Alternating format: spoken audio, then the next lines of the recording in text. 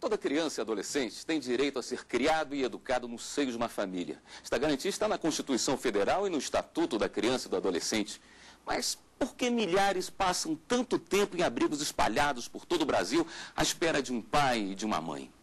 Dados mais recentes do Conselho Nacional de Justiça revelam que existem mais de 33 mil crianças vivendo em estabelecimentos mantidos por organizações não governamentais ou igrejas. Desse total, apenas 5 mil crianças estão aptas para adoção. Já o número de pretendentes ultrapassa 27 mil. O que fazer para aproximar essas crianças dos interessados em adotar? Para debater o assunto, o programa Fórum de hoje recebe o Dr. Ricardo Cunha Quimente, juiz auxiliar do Conselho Nacional de Justiça e o supervisor de adoção da Primeira Vara da Infância e da Juventude do Tribunal de Justiça do Distrito Federal, Walter Gomes de Souza. Mas, antes de dar início ao nosso debate, vamos assistir uma reportagem da equipe de jornalismo da TV Justiça que mostra a realidade de algumas crianças que esperam pela adoção. A reportagem é de Natália Soares. Como é que você descreve uma família? Eu descrevo ela com uma boa harmonia de viver, com bons sentimentos, com delicadeza, com sonhos para me adotar, eu com o sonho de ser afilhado, filho delas, assim também como ser um bom garoto para elas e elas ser uma boa mãe para mim. Este jovem de apenas 15 anos não é o único que sonha com uma nova família. Assim como ele, muitos querem um lar, um pai e uma mãe. Marcos e Mateus conseguiram realizar o desejo. Os irmãos gêmeos foram adotados por Deusdete. Mesmo com 4 filhos biológicos, ele e a esposa adotaram mais 5. Apesar de ter os filhos biológicos, a nossa necessidade era de ter a filha menina, né? Então nós conseguimos através da Débora e da Érica, e depois a gente envolvido com a questão da adoção, a gente adotou o Marcos e o Mateus. Dona Glorinha, de 67 anos, está do outro lado do processo de adoção, mas sabe muito bem as dificuldades para uma criança ser adotada. Ela passou por isso quando pequena. Para Dona Glorinha, hoje no Brasil, o processo de adoção esbarra não só em questões jurídicas, mas principalmente nas exigências feitas pelos futuros pais, que querem escolher o sexo, a idade e a cor da criança. É um trauma muito grande. Uma criança vê sair seus irmãos, que foi escolhida porque tem os olhos azuis, como casar, chegou, né? Meu pai tinha 6 filhos, e minhas irmãs têm os olhos azuis, ou 2 têm os olhos verdes. Não, eu quero essa que tem os olhos verdes, muito bonita, né? E é parecido com minha família. Ah, não, isso não quero não. Essa aqui é feia, é gorda. Não, essa menina não quero não. E levaram os meus 5 irmãos e eu fiquei. Há 40 anos, à frente de uma casa-lar que recebe crianças para adoção, já passaram pelas mãos de Dona Glorinha mais de 2.000. Ela não esquece de dar o principal, amor e carinho. Eu acolhi 36 para mim. Tem 18 formados na universidade e meus filhos tudo junto. E é por isso que eu digo e assino e discuto com qualquer pessoa que disser que não é a mesma coisa filho legítimo ou filho que cria. Eu estou aqui para dizer que eles estão enganados. Estão redondamente enganados. É porque ele não ama de verdade. Patrícia é psicóloga e dirige um abrigo de crianças e adolescentes para adoção em Brasília. Ela conta que o objetivo da casa é manter os menores sempre em convívio familiar, mas que a preocupação está na maneira em que a adoção é vista por muitos. Nenhuma criança, nem a tua filha que você gere, vai ser do jeito que você imagina. E eu acho que isso dificulta de fato o processo, né, de você acolher uma nova criança. E quando a gente fala em adolescente, que já tem toda uma personalidade formada, que já vem com toda uma história, né, com toda uma vivência, isso dificulta ainda mais. São crianças que estão nesse processo de um eterno amadurecer e um eterno desabrochar, né? Então cada dia será um dia diferente. Apesar de toda a sua história, eles têm esse direito de fazer uma nova história, né, de fazer e reconstruir essa história com uma nova família. As histórias são muitas: rejeição, abandono, violência doméstica e até mesmo abuso, o que não impede que todos tenham o direito de fazer parte de uma nova família. Todas as noites, quando eu vou dormir, eu penso, eu tenho esperança que um dia eu vou encontrar ela, que eu vou ter uma família. É difícil, mas nada é impossível. Por isso, elas fazem um apelo. Se eles quiserem, ele pode tentar também adotar alguém de maior. O que eu desejo hoje é adotar uma família muito boa, que possa me proporcionar várias coisas. Ter um bom estudo, um bom trabalho, poder fazer mais idade, para mim ter um futuro brilhante pela frente. Bem, no programa de hoje nós vamos tratar sobre adoção, mas eu gostaria de chamar os senhores para um ponto específico dentro de adoção, que são as adoções possíveis. Eu ouvi essa expressão uma vez, eu achei ótima, né? Em vez de tratarmos de adoções difíceis, você pensar em adoções possíveis, que traz justamente essas pessoas que são colocadas no segundo plano, que têm uma dificuldade maior de serem adotadas, mas que há como se mudar esse jogo, né? Eu acho que nós poderíamos pensar em formas de tornar menos difíceis essas adoções. Por isso, adoções possíveis. Quais são as crianças que caem nessa lista, que têm essa dificuldade, além da idade? Em primeiro lugar, o fator idade, realmente, né? Além das deficiências, há o critério de cor, mas, sobretudo, o fator idade. Nós temos, para exemplo, que 85% dos pretendentes, e temos um número de pretendentes hoje, dados atualizados, 27.476 pretendentes.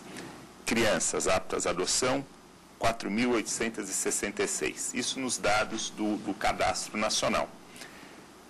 No entanto, 85% desses pretendentes, desses 27 mil, só aceitam crianças de até 4 anos de idade.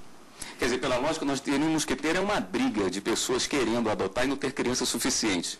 No entanto, crianças sobram porque existe um preconceito em relação à idade. O número de requisitos, de fato, por vezes foi destacado na matéria, que se está diante de uma mercadoria e de escolhas que não são feitas com relação aos filhos biológicos também. Então, às vezes, não nos cabe aqui a crítica de cada pessoa, de cada sentimento, mas o fator olho azul, não é? Como foi destacado, olho verde, é de fato uma deformação dos próprios pretendentes nesse aspecto. E é importante que no momento em que se faz o cadastro, se verifique se de fato aquela pessoa tem consciência do que é a maternidade, do que é a paternidade no seu sentido mais amplo. Quando a pessoa demonstra a intenção de adotar, é feito um trabalho, uma preparação, inclusive para tentar se colocar que a adoção tardia é possível e é interessante? Inclusive a nova lei da adoção, a 2010, que vai completar 2 anos de vigência, preconiza a obrigatoriedade a que todo pretendente à adoção participe de um curso de preparação psicossocial e jurídica para a adoção. E um dos objetivos dessa preparação é exatamente estimular a que as pessoas que planejam adotar uma criança modifiquem o chamado perfil clássico de adoção. A grande maioria das pessoas que se habilitam querem acolher uma criança de 0 a no máximo 2 anos, de cor branca, em perfeito estado de saúde e sem irmãos. Esse é o perfil almejado pela maioria absoluta dos habilitados. Por outro lado, esse perfil hoje não é facilmente disponibilizado pelo sistema de justiça. A própria lei da adoção, a 2010, acaba por dificultar, de certa forma, a que o juiz da infância e juventude cadastre uma criança recém-nascida para adoção. Por quê? Porque a própria lei, de forma bastante veemente, enfatiza a necessidade do Estado intervir de maneira a garantir a possibilidade daquela criança ser reintegrada à sua família biológica. Certo. E todos os intentos, todas as vias de possibilidade acessadas pelo Estado devem estar comprovadas dentro do processo da criança. uma vez comprovada a impossibilidade dessa criança ser reintegrada à sua família natural, aí sim o juiz poderá determinar a sua inserção no cadastro de crianças disponibilizadas. Mas qual seria o tempo razoável para isso? Eu pergunto porque você não pode mexer na questão do sexo, você não pode mexer na questão da saúde, você não pode... Mas na questão da idade, o judiciário pode intervir e facilitar a vida dessas crianças. Esse é um ponto em que se pode mexer.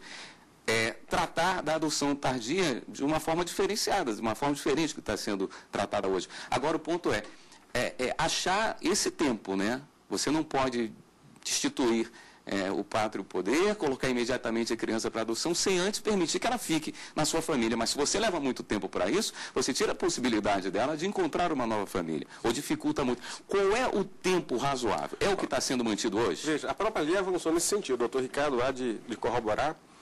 Foi instituído o prazo de 2 anos para que uma criança permaneça no contexto de uma instituição de acolhimento familiar. Entretanto,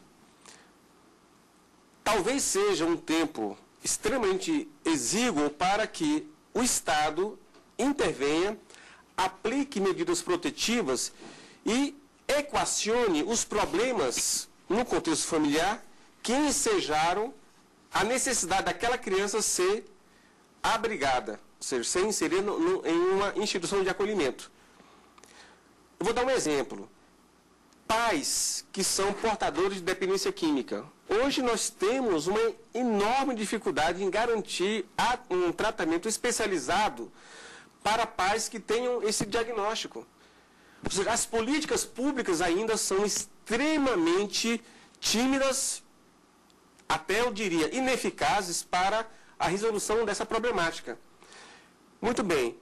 Quanto tempo uma criança deverá permanecer em um contexto institucional aguardando a resolução dos problemas envolvendo a sua família biológica?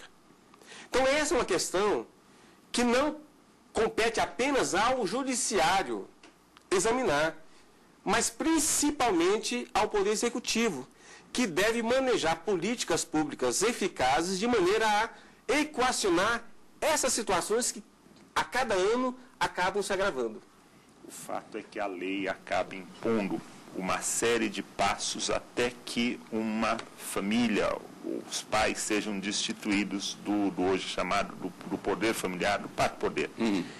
E se exige que inicialmente o juiz e sua equipe, eles busquem a reinserção daquela pessoa, daquela criança, daquele adolescente dentro da família natural. E essa reinserção, como muito bem foi dito, ela por vezes demanda que aquela mãe ou aquele pai sejam submetidos a tratamentos médicos, tratamentos de desintoxicação. Então, tudo isso acaba demandando um tempo muito grande, porque não se tem na estrutura pública, por incrível que pareça, um problema hoje tão evidente, o que a gente vê de imagens do crack e tudo mais, o número de locais que efetivamente permitem esses tratamentos, num tempo razoável para que se possa avaliar se aquela pessoa tem ou não condições de no futuro permanecer com seu filho, primeiro não se encontra entidade para o tratamento. Quando se encontra entidade, esse tratamento é descontinuado. Ainda temos muitas discussões filosóficas sobre a possibilidade ou não de uma internação compulsória, mesmo em casos de pessoas que estão absolutamente desprovidas da própria vontade. Então, nós trabalhamos, de um lado, com dados sociológicos da NASA e, de outro lado, com uma realidade imposta, com uma estrutura pública extremamente falha. E a lei acaba impondo o que seria natural, que se tente primeiro deixar essa pessoa dentro da família.